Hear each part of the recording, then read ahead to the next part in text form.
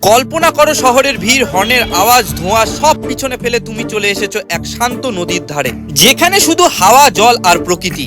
বিশ্বাস করো এমন জায়গা মালদার মধ্যেই আছে। তাহলে এরপর আমরা কোথায় যাচ্ছি সেটা শুধু রিজুই জানতো, কিন্তু যেখানেই এলাম মনে হলো একেবারে অন্যরকম। এই জায়গাটার নাম মালদা বাঁধ। এখন এটা খুব জনপ্রিয় টুরিস্ট প্লেস বটে।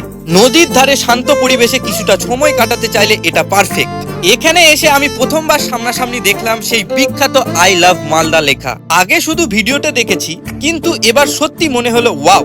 আমরা এখানে অনেকক্ষণ সময় কাটালাম, ঘুরলাম, হাসাহাসি করলাম, আর সঙ্গে যদি তুমি মুখরোচক খাবারের ইচ্ছে হয় এখানে সেটাও পাবে। কিন্তু যাই বলো ভাই, এই জায়গাটা সত্যি অন্যরকম। একবার এলে আবার আসতে মন চাইবেই।